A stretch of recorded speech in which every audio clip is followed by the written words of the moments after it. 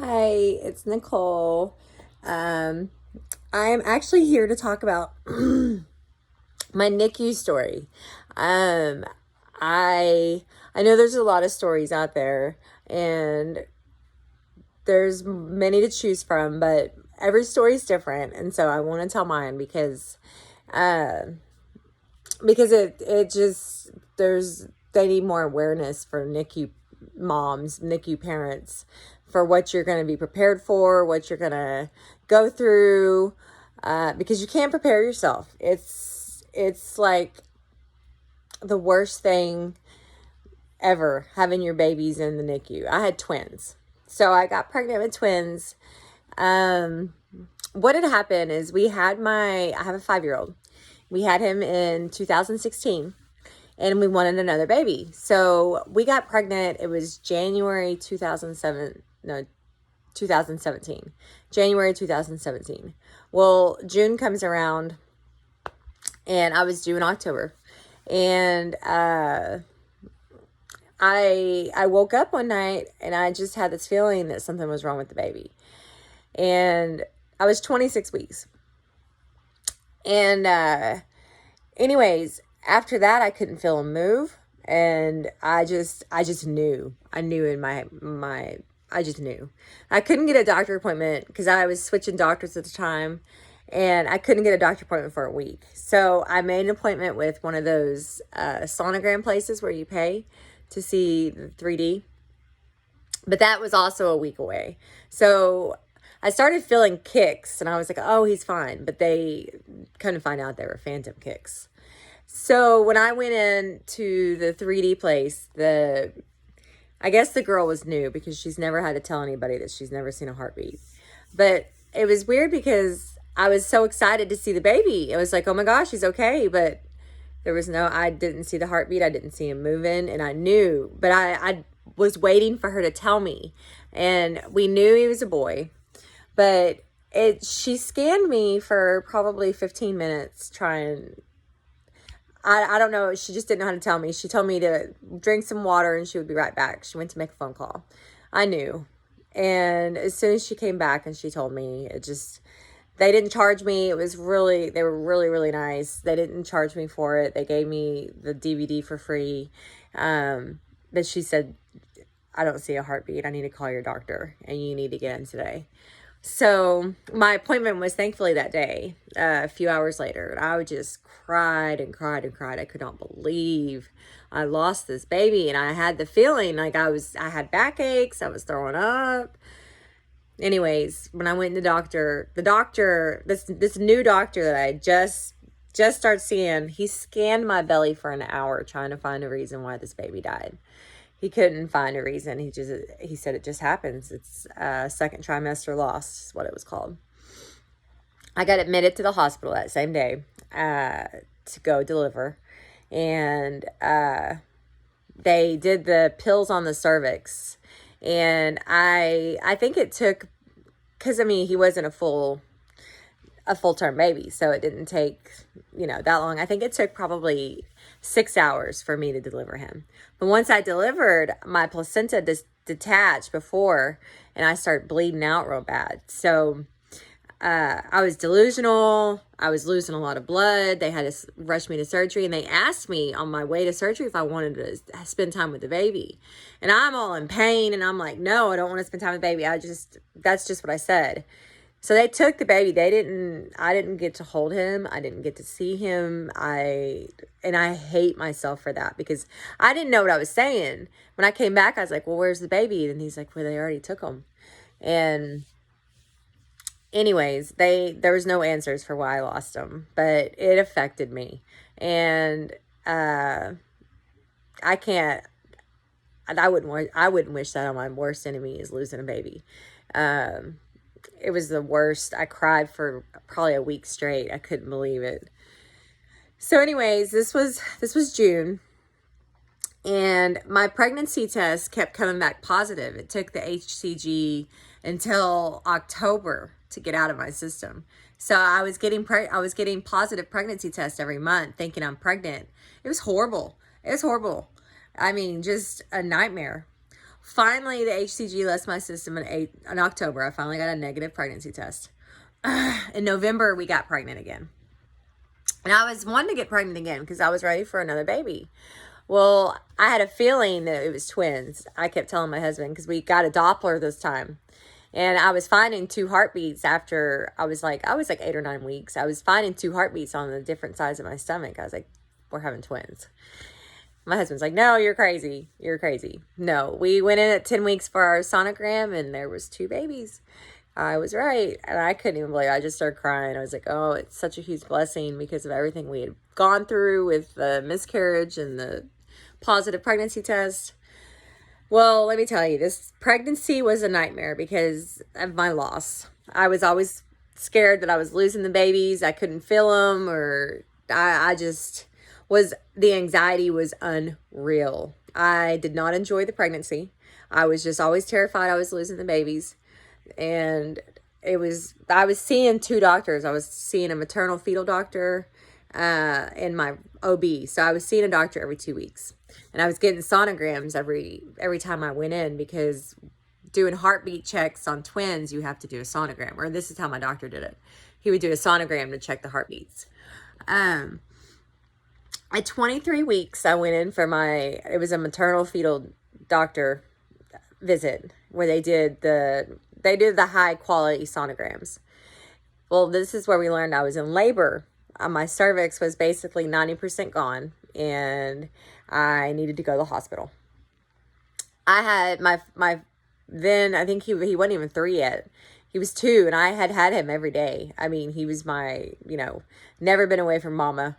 My mom had to come and get my 3-year-old, or my 2-year-old. He was almost 3.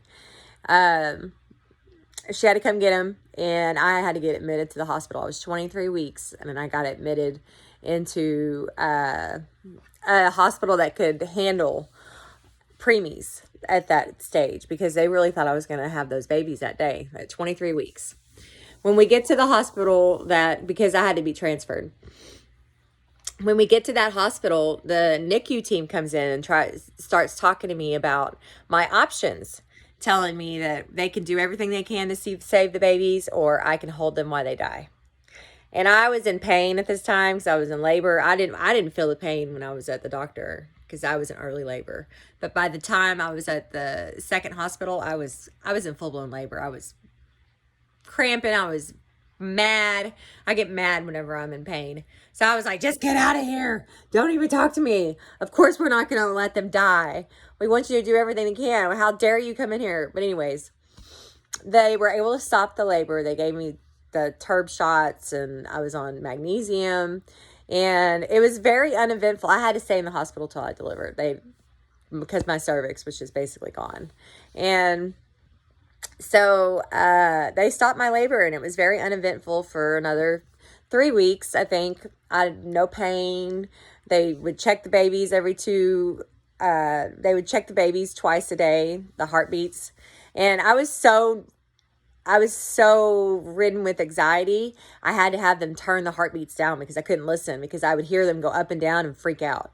So they would have to turn it all the way down because I couldn't hear them, because they could monitor them at the nurse's station. And if there was anything wrong, then they could let me know. But I just couldn't listen to it because I had in my mind that I was going to lose these babies too. I lost,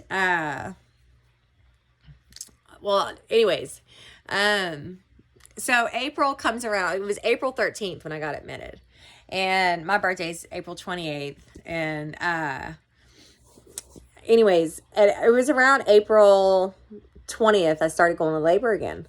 No, I guess it was closer to my birthday. I started going to labor again, where they were having trouble stopping it. They were giving me 2 or 3 turb shots and, doing everything they can to get it stopped. We kept them in until 27 weeks. They were both 2 pounds. One was 2 pounds, 2 ounces. The other was 2 pounds. They were so tiny. And whenever I got rolled into the OR, because I had to have a C-section, they were both breech, with their feet in their face. I forgot what they call that. But, so I had to have a C-section. Well, the nurse tells me there's so many people in whenever you're having a NICU baby, you have, I bet there was 20 people in the delivery room, and they were so loud. It was so nerve wracking because, I mean, you can't see, and you're about to have babies that you don't know if they're going to survive or not. You don't know how small they're going to be. Well, the first one came out. His name's Pollux, baby A. And my aunt was in there with me, and she took pictures. He didn't cry, but they immediately took him and started getting him on the CPAP and stuff like that where he could breathe. And then baby B came out. Baby B started crying. And I started crying because I was like, oh my God, he's able to cry. But baby B he was in worse shape than baby A. He hadn't developed as much. So they had to put a tube in his, he had to be incubated or whatever, a tube inside of his throat to breathe. So they didn't show me baby A before they took him out, but they did show me baby B. And it was hard to see him have that breathing tube. It's hard to see your baby's, and they didn't give me any updates. They rolled me into recovery, and my spinal wore off within 30 minutes. It didn't last very long. And they were really, really, really not trying to give me pain medicine. And like I said, whenever I get in pain, I'm just like a complete bitch. I am so mean, and I don't mean to be. It's just that I'm in pain. Give me something that's going to help. And they were pushing on my stomach, and I just had a C-section. And this is my first C-section. And I told them no more. It's too much. There was too much pain. And so they wouldn't let me out of the recovery room because of all this, but I wasn't going to let them. Until you give me pain medicine that makes it feel better, you're not rubbing on my stomach. So they had to give me blood clotting medicine. But anyways, so I got to a room and finally got some pain medicine, and I fell asleep. And there was all these people coming to visit because they wanted to see the babies and how small they were and make sure that they were okay. But whenever they go to the NICU, they're working on them. And I think it took 2 hours for them to get all the tubes and all the stuff on them and put them in the incubator and stuff like that. So my husband was waiting in the waiting room, just waiting to see them. He finally got to see them, and they were just tiny. I mean, their heads were the size of like tennis balls. But I didn't see them till the next day. My husband was just telling me about it. So they had me pumping so they could give them milk. And it's really hard because I was in the maternity ward, and I was hearing all these babies cry. And my babies I was not getting my babies. I had to go to the NICU to see them. It was really, really hard. And one of the nurses had the audacity to tell me, you're not pregnant anymore. I don't know if you've ever heard of third trimester loss, but I lost my whole third trimester with these babies because I was at 27 weeks. So telling me you're not pregnant anymore, it made me start crying because I felt like my body failed my babies, But I was thankful that they kept them in till 27 weeks because 23 weeks, they didn't have much of a chance to survive. But 27 weeks, they had a hell of a lot better chance. If I would have made it to 28 weeks, it would have been a lot better. But we didn't make it to 28 weeks. My water broke, and I was dilated to a 5, and it just had to happen. So, Nicu Life. Okay. Nicu Life is not... it'll break you. It is hard. And having one baby is easy. I mean, it's not easy, but it's hard. Having 2 babies is just extremely, you can't hold them. I didn't get to hold them for a week because they were so small and their skin hadn't developed yet. So if you touch their skin, it would hurt them. I could only change their diapers and take their temperature. That's all I could do. That's all I could do. I couldn't hold them, nothing. And just look at them. And they would change the CPAP from the nose to the thing so it wouldn't leave. I don't remember what it was, but they would change it every hour. Well, every time they would put it in the nose, my baby A would just start crying. And there's nothing you can do. You can't hold him. You can't rub on him because it would hurt his skin. All you can do is just sit there and watch your baby cry. And it's awful. And they have all these machines beeping, and you don't know what they mean. You figure it out after a while. You figure out the O2 stats and, why it's beeping. Anyways, it means their CPAP needs to be turned up, or they moved it out of their nose or whatever.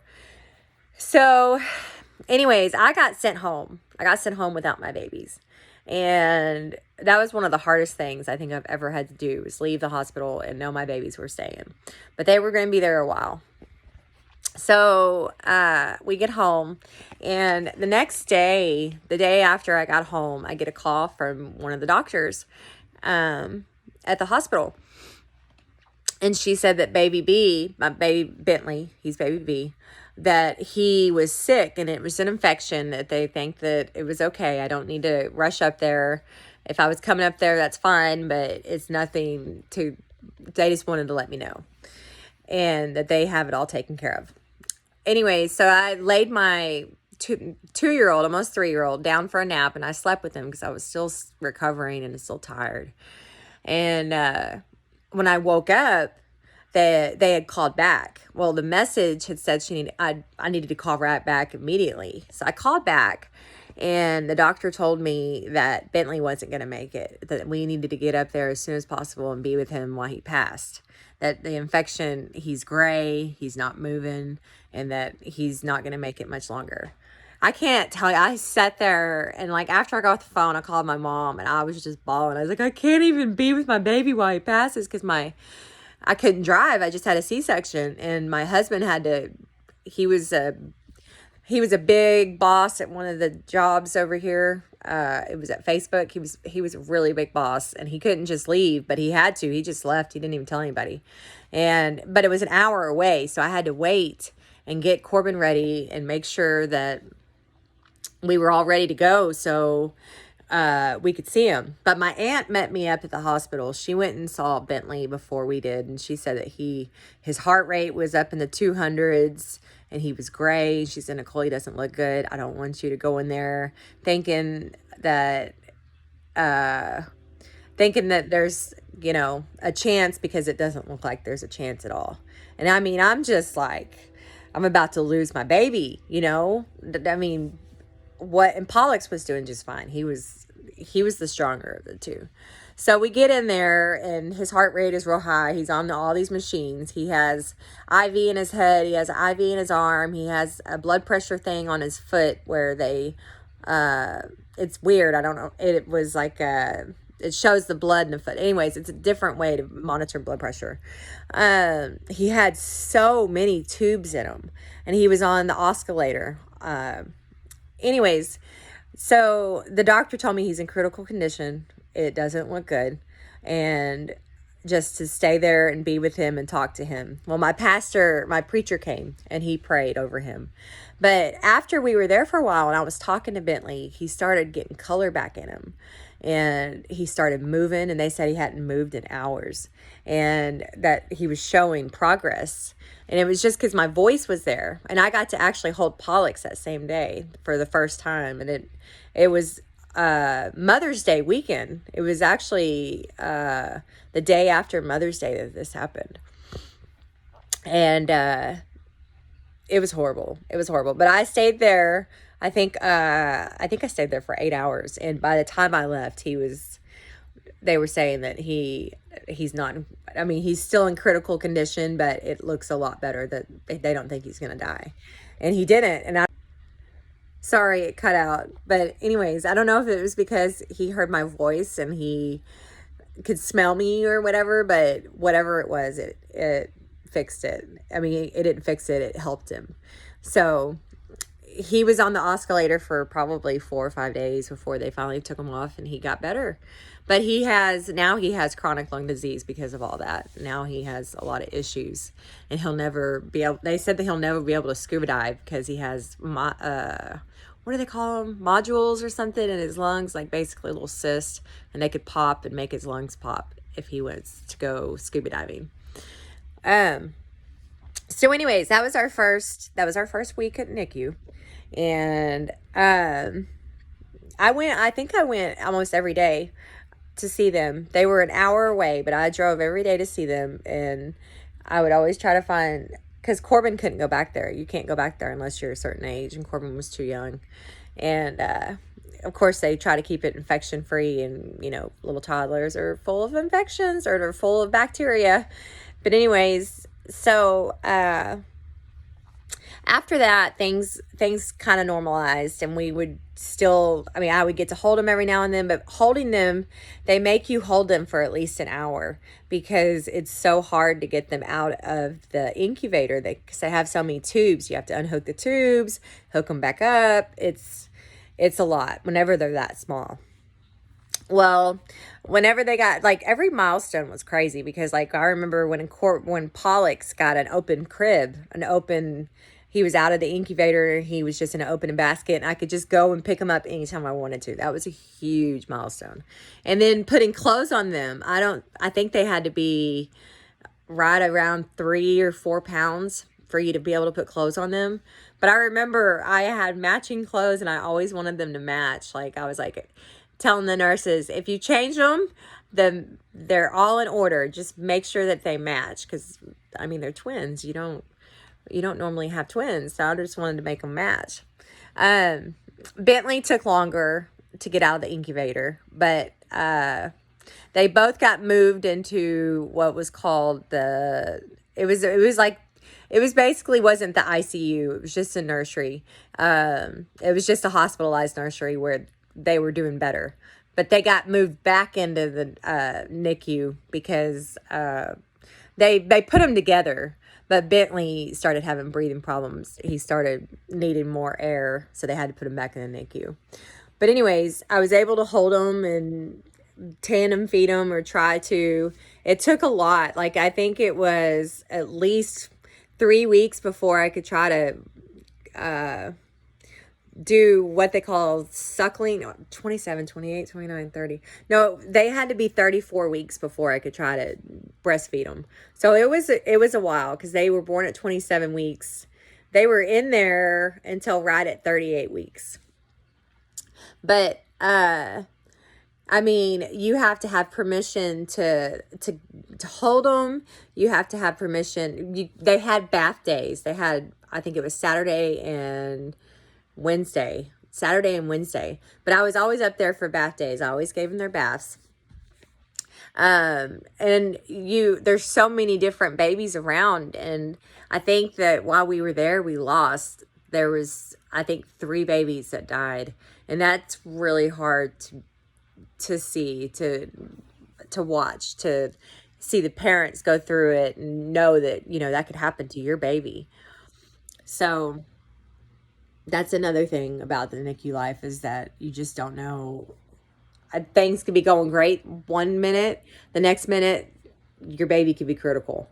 It's just because the infection rate is so high for people bringing in bacteria and stuff, and their immune systems are so down. But whenever they got put in that the regular hospital part, it was still a nursery. It was still with little the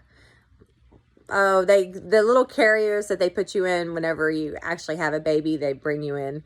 They were in those. But you could just pick them up anytime and hold them. And every time I wanted to hold both of them, they would help me.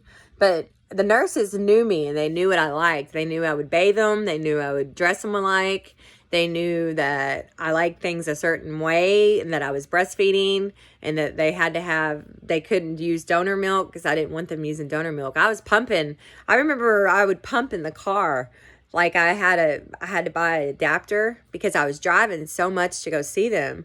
So I put my pump in my car so I could pump the milk on the way there, so they would have milk, because at first they weren't going through very much milk. They were only getting so much through their tube. But once they were in that nursery, the one where you could pick them up and feed them and stuff like that, they were going through a lot. So I was having to pump as much as I could. My milk finally dried up after they got home because it was just too much, and it was just too much on me. Having twins is very difficult at first. You don't, when they first came home, they came home on the same day, which was, Bentley came home on a cannula because of his lung issues, but Pollux didn't. But when they came home, it was like the first night's always the worst. Neither of them slept, and I couldn't figure, like, whenever they were hungry, they were both hungry at the same time. So I had to figure out which one was hungrier so I could feed that one and I just had to let the other one cry until I could figure out a system, which I finally did after a week or so. It's hard because how do you pick up two babies? I mean, you have to figure out how to feed two babies at the same time. And, I mean, it's just a whole different ball game. And I can't imagine whenever I see quadruplets or even more, I'm like, I don't even know how I did it with twins. I can't imagine doing it with more. But NICU. So the NICU will make you stronger. It'll make you break down. It'll make you crazy. But you just got to remember it's saving your baby's life.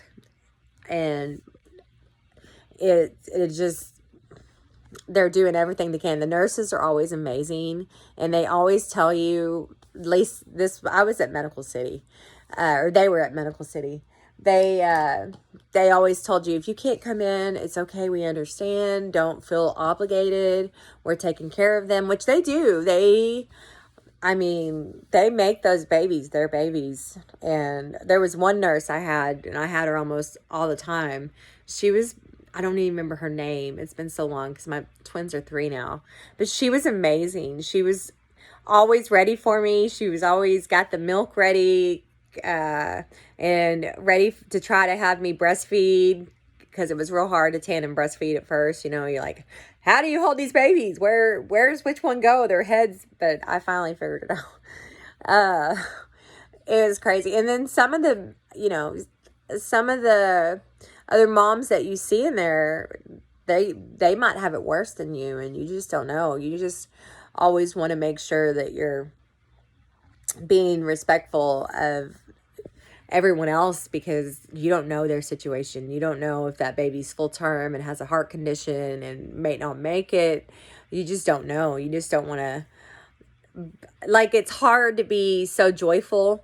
I mean, no, be joyful because of all the milestones your baby do, but like, try to be considerate of the other moms, because I remember whenever when they told me he was dying, and I went in there was a couple parents. They were just overjoyed with the mile, and which is great. I am so happy for them, but it was really, like, I just kept crying because I was thinking, gosh, here's my baby dying, and they're over there. I don't know. It was just hard.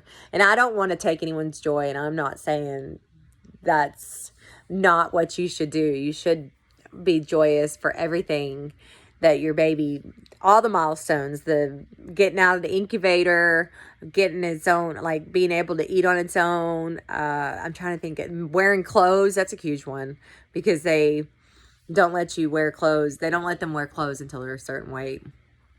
And they're preemie diapers.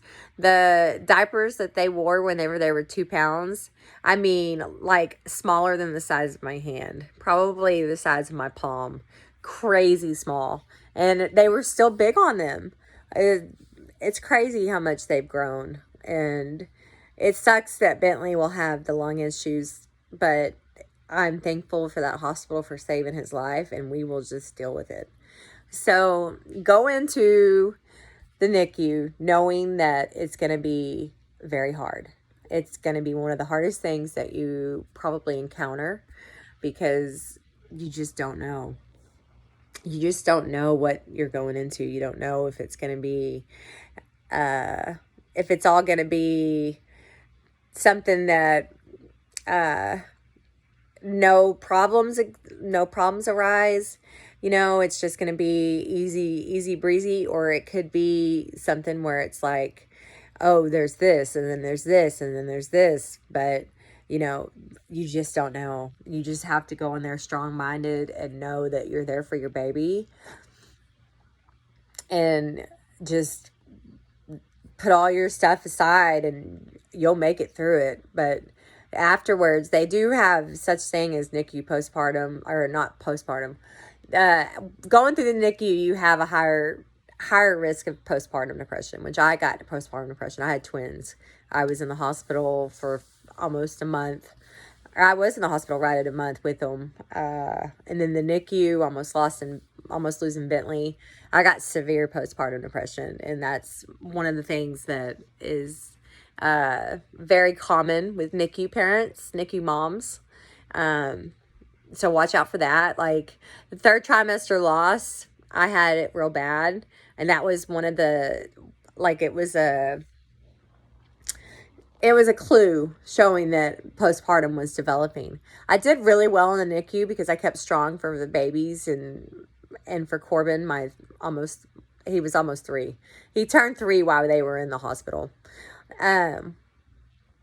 But so I stayed strong for them. But once I got out, I was a complete mess. I got postpartum like you wouldn't even believe. Like I was just crying all the time. I didn't think I loved my kids, which is really hard to admit because you feel like a failure as a parent, thinking, how do you not love your children? You know? And I kept wanting to run away and never come back. And I would call my husband screaming, like, I'm never coming back, because it was hard. It was hard adjusting to 2 new babies and having my 3-year-old. My 3-year-old he was an easy breezy baby. But the twins, I mean, there's 2 of them, you know, and you're by yourself. My husband was always working. I was by myself. I didn't have any help. I mean, everything that we had just gone through, it just got me real bad. But thankfully we were able at this time, because my husband had such a good job, we were able to get a nanny she only came in for 4 hours a day, but it helped me because, I wasn't getting time to myself. I wasn't getting time to heal from everything that we had been through. And of course my doctor put me on medication and everything, but having her, it gave me the time to be by myself and to process everything that I had gone through, and to really, you know, if it wasn't, she was here with us for a year. If it wasn't for her, I don't know where I'd be. So, we now cannot afford a nanny. COVID has killed us, but if it's, I mean, because it wasn't even that much, just doing 4 hours a day. I think we were spending like $200 a week. So if that's an option for anyone with a NICU baby, just to have that time for yourself, even if it's just 2 hours a day, it's a really good idea, because the postpartum is just, I think you're at 75% more risk of getting it having a NICU baby than regular, just because of everything that you go through and all the, you know, like, it's just a really, really, really hard thing to go through. But then again, it can be, I mean, it gives you time to prepare. I mean, I say that it doesn't give you time to prepare, because you have that 3rd trimester that you were looking forward to and you were going to prepare for. Like I was wondering how big I was going to get with the twins at full term, because at 27 weeks, I was already measuring 41 weeks. So it sucks to know that I'm never going to know how big I would have gotten with the twins, but I can't have any more kids. I'm at high risk for having more multiples and NICU babies because of what happened. It was called a funneling cervix. And, it was so bad. My water started leaking at 26 weeks, I think, or it was 25 weeks. So it was all over the place. My body just did not handle having twins very well. It just wanted them out. But now they're thriving 3-year-olds, and they're doing really well, and the NICU saved them, and I can't be more thankful for it. So if you have any questions, I'm not sure if I've covered everything, please just ask me. I'm an open book. I just want to share my story, because there's a lot of stories out there about the NICU, and everyone's story is different. You just don't know what's going to happen with your baby. And I mean, there's just so many things that could happen. I do remember being at the, because I was at the hospital a lot. I was at the hospital and I was holding my baby, and one of the babies, it was a full-term baby. I don't know why she was in there, but she was crying a lot, and the nurse that was on her was just not paying attention to her, and it made me so mad. It made me so mad that I told the head nurse, I said, look, this baby's like just sitting there screaming and she's not doing anything. And if I was that parent, I would be pissed. I would be so mad knowing that my baby's sitting there screaming and the nurse is just over there talking on the phone, texting. No. So I made sure I told that head nurse, I said, look, I don't know the parents of this baby, but I know if it was my baby, I would be furious. So maybe you should put a different nurse that can handle the baby. I understand that some babies, you know, they have colic and they cry, but you can't just ignore it. So I was definitely watching out for the other, because you feel like whenever you're in the NICU, you feel like, because you see all the other babies, you just feel like motherly to them, you know. You don't know what they're going through. The parents, you know what they're going through. So you're like kind of watching out for anything and everything with the other babies. I don't know if it was just me, but I think it's all moms or all parents. But anyways, please ask me if you have any questions. My first year with the twins was very hard.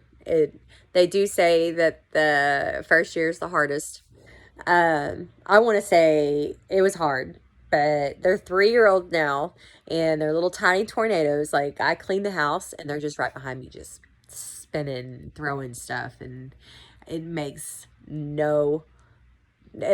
don't know why I clean, because you can't tell.